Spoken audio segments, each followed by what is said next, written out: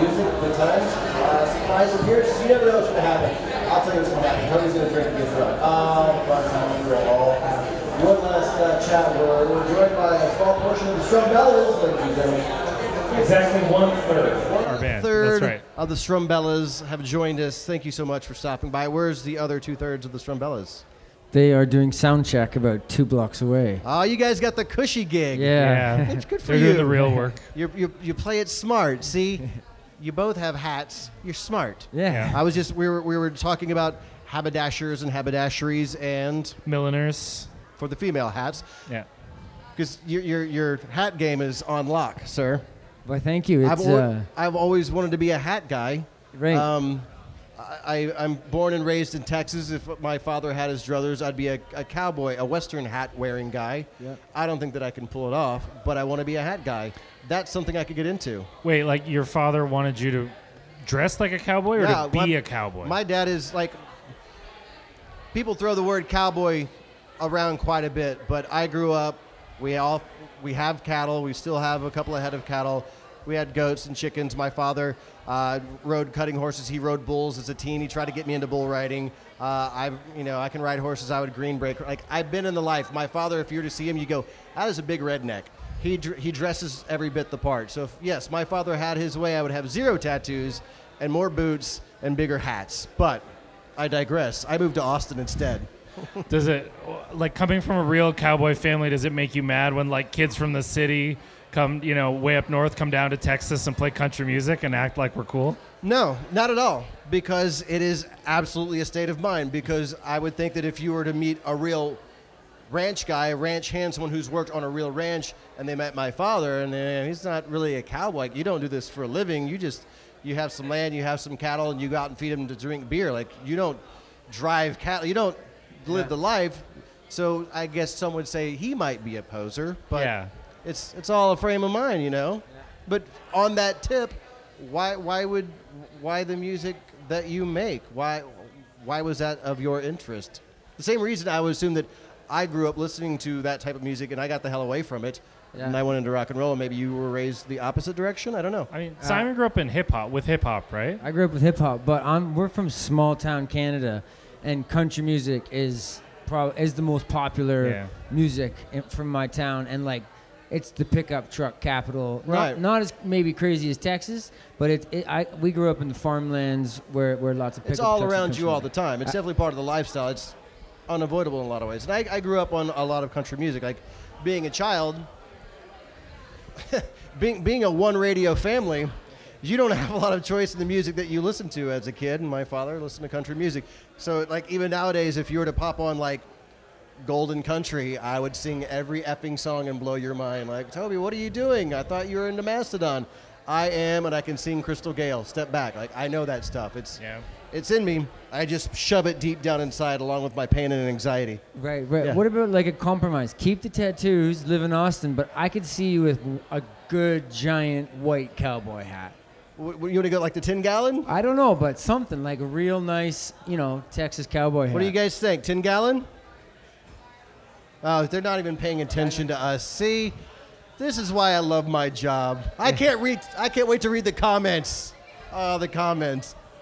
There's a snake outside. I saw that there's 2 snakes outside, and real live snakes. The show's right here, damn it. Yeah.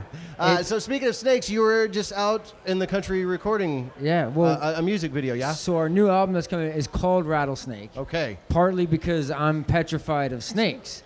So when you said that there's a snake, we saw those and we were like, whoa, let's hang back.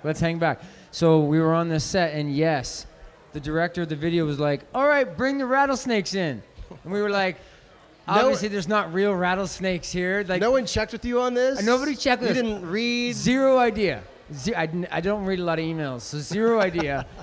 So sure enough, I'm like, oh, hilarious, guys. Get the fake rubber rattlesnakes to scare me. But sure enough, we walk outside. Trunk opens to a minivan, and you can hear as like a super loud rattle. And we were like, this is either an awesome prank, and they went and found a rattlesnake shaker, or there's a real rattlesnake in the back of that minivan. They blew the catering budget on a prank. That's what they did. Yeah. And sure enough, we went and real rattlesnake, man. It was like one of the coolest things ever for me. obviously I understand what the correlation is to the album, but what was it doing in the video? Like, you didn't have to take up snakes, did you? You weren't taking up and dancing with snakes, were you? No, because we weren't allowed. So it had a rattlesnake handler, and it was like proper, like it was a rescued rattlesnake. It had its. There real wasn't some guy named Randy that has like Randy's rattlesnades on the side of his car. It's like a '57 Impala. No, it was two guys, both named Randy. Randy and Randy's rattlesnakes. We're here. We're here. Where do you put the snakes? So they wouldn't let us be in the room. Okay. So they were like, you can stand this close to the rattlesnake, and that's as close as we got. And then we had to leave. The handler brought the rattlesnakes in and put it on our instruments and put it in the jam space where we were, but we weren't even allowed to be. You're not allowed within 7 feet of a rattlesnake. So I would go with 12, but 7's fine. 7's fine. I'm with you. So yeah, so we weren't actually in the room, but they filmed it all around us, all around our instruments. I've noticed bands, like, the budgets for videos used to be insane back in the day. Yeah. Not so much anymore. In fact, I'm seeing less and less of doing videos. Do you guys enjoy making videos? Do you feel like that's a good component for your music?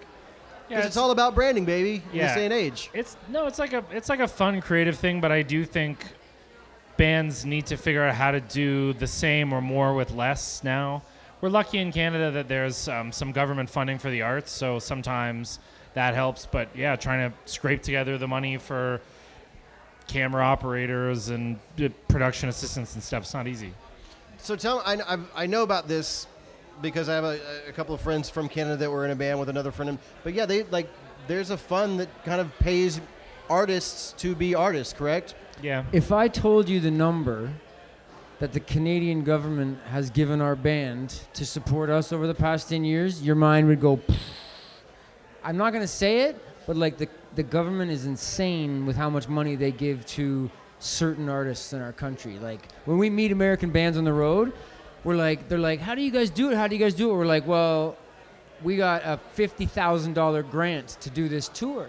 And they're like, what are you talking about? We're like, I don't know. You apply, and if they like you and you like the music, you get these amazing grants. So it's like super crazy. Yeah, a couple of my friends are Canadian, and they were in a band with a buddy of mine who's from here in Austin, and they would tour around because of the proceeds that they would get from the government, and that was what helped, because they were a metal band, and that helped them stay on the road and get out in the Winnebago and tour all around the U.S., and that's how they actually support art. It's an amazing thing. It's wild, man. I think they're just I don't know if there would be bands if we didn't have it. Like there'd obviously be people in their garages and stuff, but the country is so gigantic and the population is pretty small and it's all spread out. So like we'll drive 22 hours between cities just to get to a gig. Really? And it's just like, it's totally impossible without some kind of help. So I think it makes sense from like the Canadian perspective if you think about how insane it is to even be a band from there. And they give you the money, so if you want to tour the U.S., they're cool, like, oh, yeah, we'll take the money and spend it in the U.S. They don't want you just to stay in Canada with it, right? No, but... Well, there's rules, like you have to record your record in Canada. So they'll give you money, but the money has to be spent in Canada.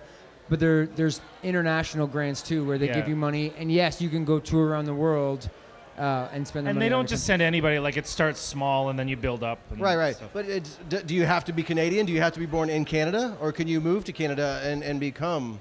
I think you have to work. I don't know what the citizenship requirements are. You definitely have to do a lot of the work in Canada. I just think that's very cool because who'd have thunk that a government supporting the arts creates cool stuff? Like, it seems so crazy, but yet it might work. It might work if only we could test this out, this theory, and see that it's successful. If there were only a way, I don't know. Maybe we can hope and dream, right? We can hope and dream.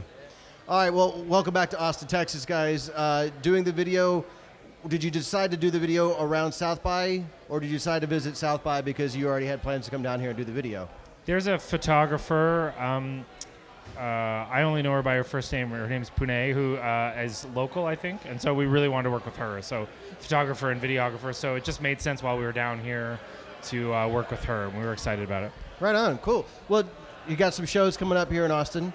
And if you can remember them, by all means, tell everyone where they can find the Strumbellas this week. Anyone remember? Yeah, well, the first time we came here, we did like 12 shows in 4 days. Yeah, that's always a bad idea. Always a bad idea. So this year, we only did like 3 or 4 shows, and tonight's our last show, and then we're flying back to Toronto tomorrow And it's at It's at Antone's. I think it's at 11. Antone's. Yeah. That's going to be a good we go on at 11, I think. Dylan Cartledge on that, whom I interviewed earlier today, was a great guy. He was really interesting to talk to, just super smart, way into music, but he's going to be on that bill, so a pretty solid lineup. Antone's will be a spot to be to get out and see some live music. And Strumbellas, thank you so much for being here. Yeah, thank you. Great to see you guys again. Yeah, awesome. ditto. We'll be back tomorrow. Live music. Come out and see us. Buffalo Billiards on 6th Street. Bye. Bye.